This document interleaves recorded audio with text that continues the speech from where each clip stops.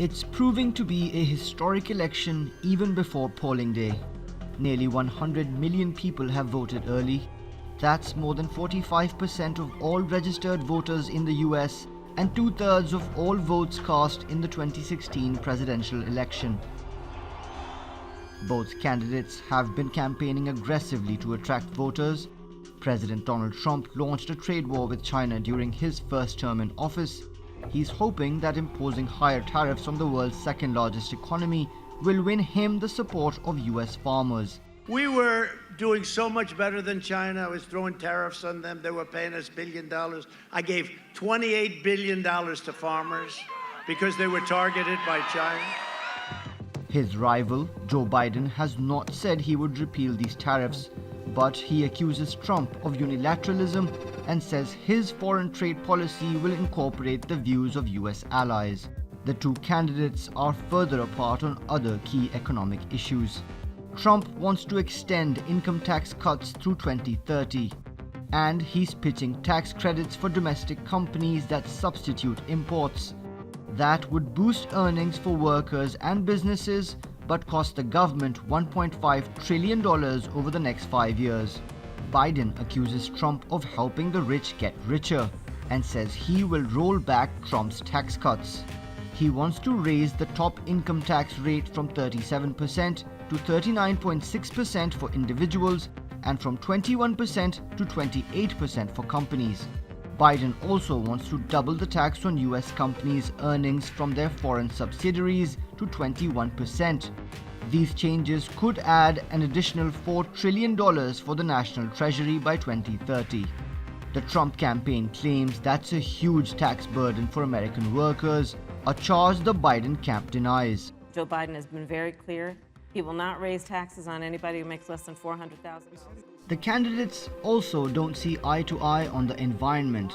Trump says global heating is a hoax and he pulled the US out of the Paris Climate Agreement. Biden says he will honor Washington's commitments to reduce greenhouse gas emissions and end subsidies on fossil fuels. Would you close down the oil By the way, I industry? would transition from the oil industry, yes. Oh, I will that's transition. a big statement. It is a big statement That's a big because statement. I would stop Why would you do that? because the oil industry pollutes significantly. Another major contentious issue is healthcare. Trump and his fellow Republicans oppose universal healthcare introduced by former President Barack Obama because they say it's socialist and raises medical costs for everyone. The Democrats say if this is repealed, millions of Americans are at risk of losing medical insurance. Biden was among the architects of that policy and wants to continue it. Whose plan will appeal to more Americans will be clear once the votes are counted. But given Trump's apprehensions over mail-in ballots, even the result of the polls may be contentious in a race that's been marred by accusations and mistrust. Mobin Nasir, TRT World. Well, let's get more on this now with Cheri Jacobus in Washington. She's the former spokesperson for the Republican National Committee. She left the party when it nominated Donald Trump for president and now supports former Vice President Biden. She's also the executive producer of the program America Reads The Mueller Report. And joining her is Jan Halper-Hayes from London. She's a Republican strategist and the former worldwide vice president of Republicans overseas. A very warm welcome to you both. But Cheri, could I start with you? Polls show Biden leading Trump in the key battleground states of Florida, Arizona, Pennsylvania and Wisconsin, all states that Trump narrowly won back in 2016. But we also know the major polls got it very wrong in 2016, didn't they? Nearly all of them predicted a Hillary Clinton victory, and we know what happened there. But how confident are you then that Biden could win the election? Pretty confident, but yeah, 2016 definitely makes everybody a little bit nervous because of the polls.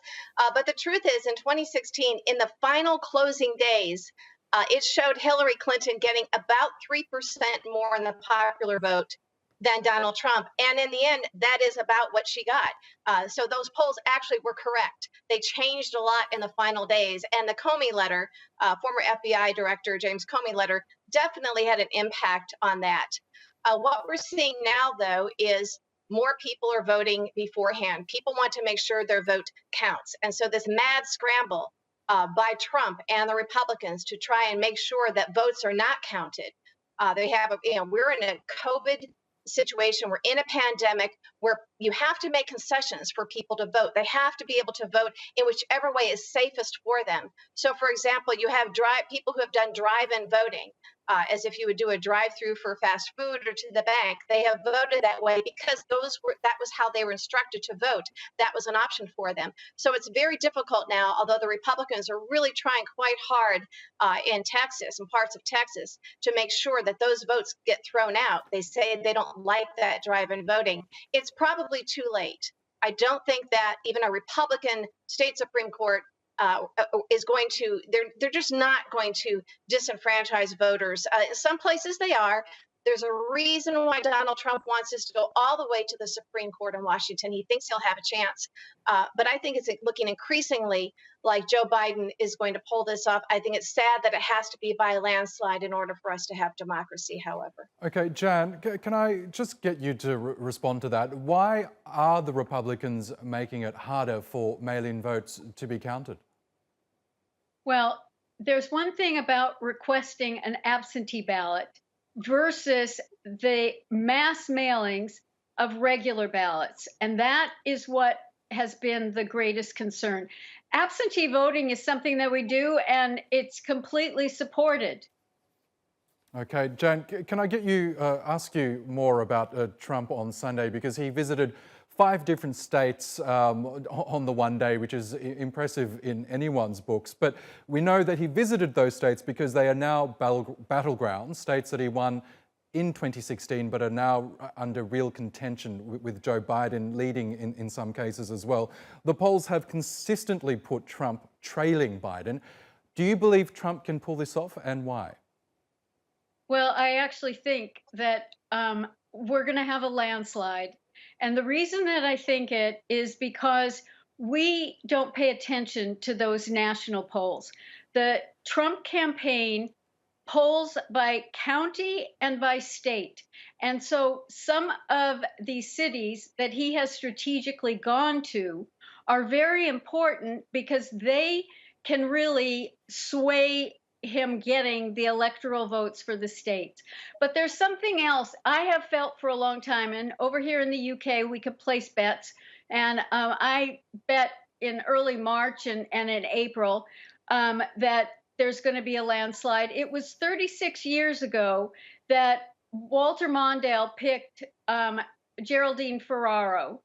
And the parallels of the issues and the cultural issues in the country at the time are so similar. One is that he came out and he said he was a Mondale, super liberal, and he was going to raise taxes. They cared more about the criminal than they cared about the victim. They were poo-pooing the church, and in fact, Democrats were saying, they're caring more about the guy who has an earring versus the farmer on a tractor. And that has been a consistent problem for the Democrats. In fact, the only reason that they really won, Bill Clinton won in 1992, who did not get the popular vote, I shall add, is that it was a rebel group from the Democrat Party that was so frustrated that they were continually losing presidential elections that they got together governors and congresspeople and went basically hunting for an unknown who could capture. And when you think about it, we felt that Clinton kind of had stolen the economy from the Republicans. You know, he was going to reduce welfare. And there were many Republicans that really liked Clinton and voted for him. Okay, Cheri, can I ask you about Biden's economic agenda? Because we know that he's pledged to really scale back some of the Trump tax cuts that were passed back in 2017. They include tax cuts for a lot of the middle class as well as businesses, but as we know, the top end of town as well. Is that a good idea in this economic crisis to cut taxes on businesses and corporations, which might threaten job creation at a time when millions of Americans are out of work right now? Well, at this time, what we have to take care of are the folks who are the neediest, the people who are really hurting because of COVID. And as Kamala Harris, you just showed in your clip, she said that their plan will not be raising taxes on people who make less than $400,000 a year. So, regardless of what the Republicans have been trying to say, those are simply the facts. And here's the other thing: we have an economy that is suffering because we have a president who lied to us about the pandemic, about COVID-19, covered it up, and now is trying to spread it. He's having these super spreader events where people are going without masks. It is because of him that we have 230,000 Americans who have died from COVID. It is because of him that we are suffering, that our economy is suffering because of the pandemic, something that could have been curbed. As the rest of the world looks at us in horror, the United States is supposed to be a leader in the world, and instead we are failing. So this is why Americans are out in droves, voting early, voting any way they can in record numbers. They will stand in line for a very long time in those places where the president has tried to make it difficult for them to vote, where he installed Louis DeJoy as head of the post office to remove mailboxes so that people don't know where to drop off their mail-in ballots, to destroy and dismantle mail sorting machines so that these things their ballots cannot be processed by election day. Okay. And then Jan, I'm exactly so sorry what to he's interrupt, saying. but we are running out of time. If I can pose this last question. I'm sorry, Cheri. Jan, can I give you the last question? Because just responding to Cheri's comments about the handling of the pandemic, Donald Trump did say early on that the coronavirus would simply disappear by April. He spent months playing down the effectiveness of masks. In April, he urged people in Michigan, Minnesota and Virginia to rise up against lockdown measures that were designed to save lives. Now, more than 230,000 Americans have died, as Cheri has pointed out. Trump really has mishandled this pandemic, hasn't he?